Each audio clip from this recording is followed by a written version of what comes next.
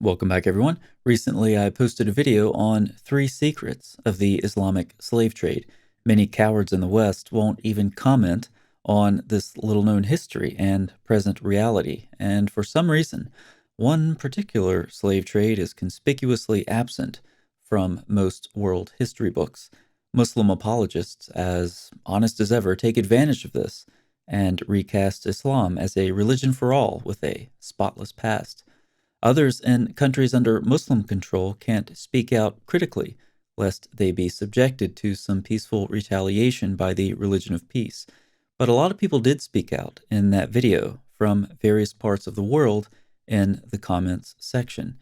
These comments were obviously written out of a deep concern for the present, a deep sorrow for all of the lives lost in the past, and anger that these millions of lives are so frequently passed over as if they were worthless.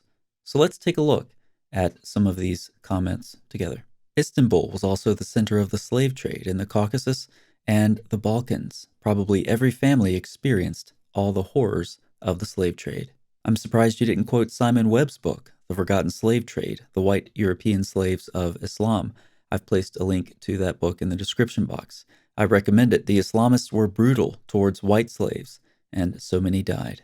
Fun fact, when Suleiman the Magnificent invaded Hungary, he sat on a golden throne to watch the beheading of 2,000 prisoners of war whose heads were stuck on pikes around his tent. The local population were hunted down like game, and within months, over 100,000 Hungarians had been sent back to Constantinople as slaves and sex slaves. Until 3 years ago, I was unaware of the Islamic slave trade, have a graduate degree, and this was never mentioned in my state-run college world history electives.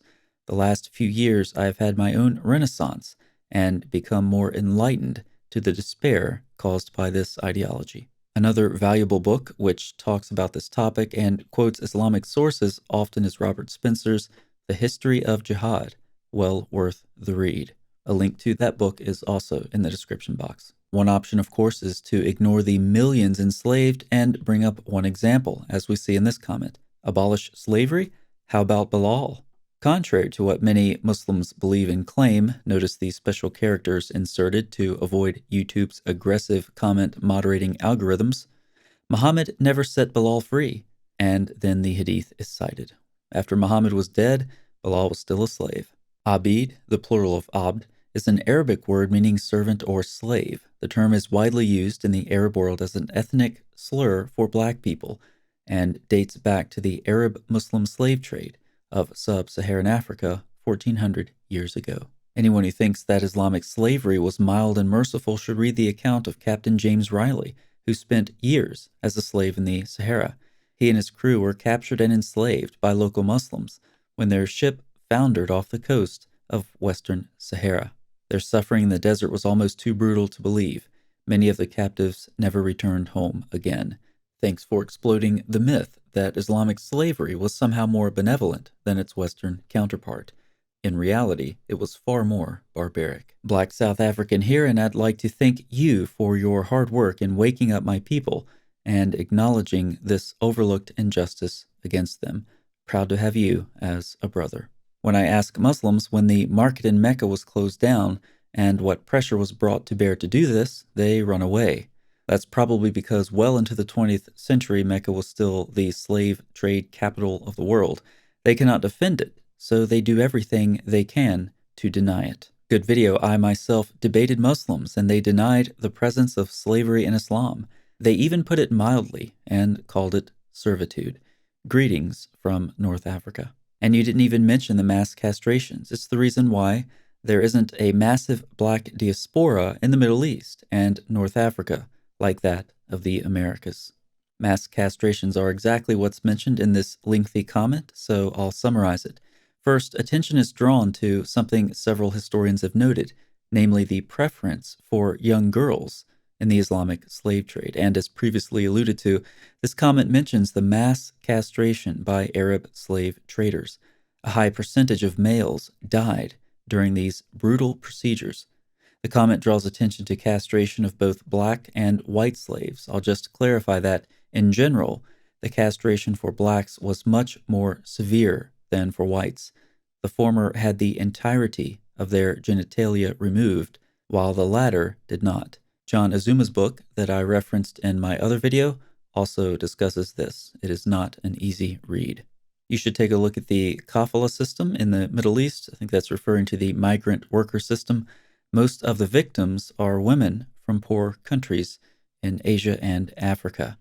And that's what this comment refers to. This kind of slave trade does exist today. I've heard of so many women in my country, Kenya, and neighboring countries, Uganda, Tanzania, and Ethiopia, who are lured by promise of employment in Saudi Arabia or Qatar or some other Arabian nation, only to become what is essentially a domestic slave. They are starved, unpaid, overworked, their passports are taken away, sexually abused, and even scourged by their masters. I've seen some video evidence, so apparently they're okay enough with physical abuse to film it and post it online. Some manage to escape and get smuggled back home, where they tell their stories. One person didn't seem to know or care about this vast and devastating slave trade. His name is Muhammad, and his comment talks about foolishness. You can't make this stuff up.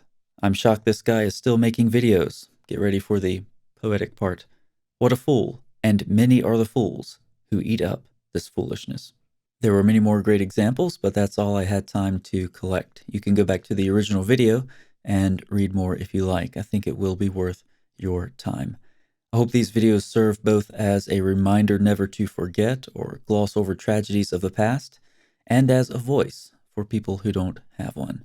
And thanks for your comments and helping to unmask yet another element of the continuing oppressiveness so characteristic of Islamic societies.